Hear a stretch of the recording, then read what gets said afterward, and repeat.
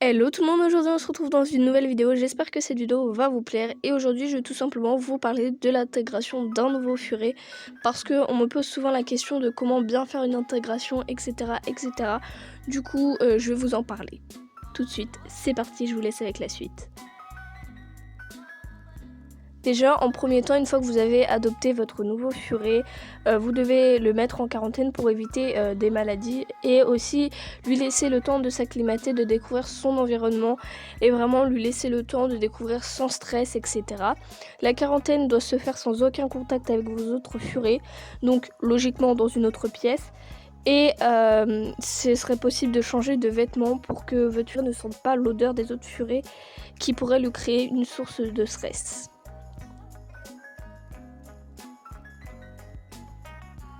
Je tiens également à préciser qu'une quarantaine dure 40 jours, pas moins. C'est très important étant donné de voir si le nouveau furet n'a pas d'éventuelles maladies. Donc une fois que la quarantaine est terminée, vous pouvez commencer par l'étape de l'échange de dodo. Par expérience, je sais que ça ne fait qu'attiser vraiment les nerfs de vos furets. Enfin moi personnellement ça n'a fait qu'énerver les furets l'un envers l'autre. Du coup ça va vraiment dépendre de comment sont vos furets. Donc c'est vraiment à vous de savoir comment vous réagir chacun de vos furets.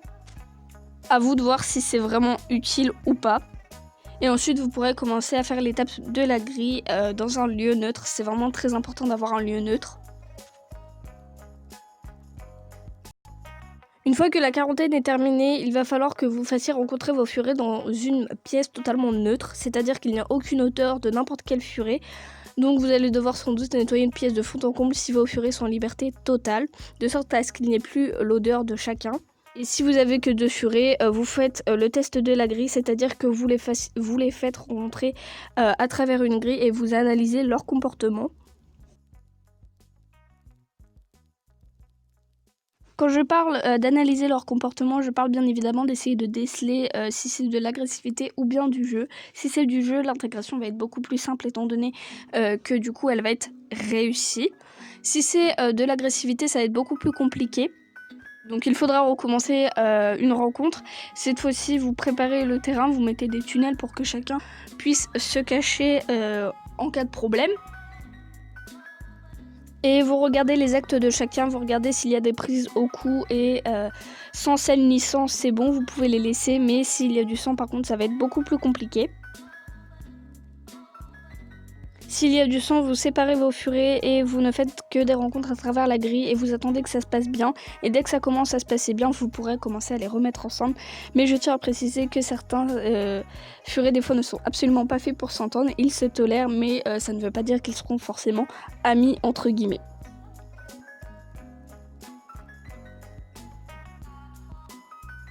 Si vous avez plusieurs furets, le test de la grille va être essentiel tout simplement parce que vous allez mettre vos anciens furets d'un côté de la grille et le nouveau de l'autre côté.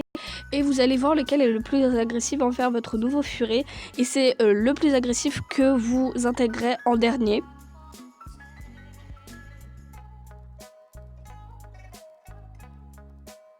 Votre nouveau furet va directement être sur la défensive et va plus du tout être amical, ce qui veut dire que dès que vous allez faire rencontrer vos autres furets au fur et à mesure, il va être beaucoup plus sur la défensive. Et une rencontre qui pourrait en temps normal bien se passer pourrait tout simplement échouer à cause de ça.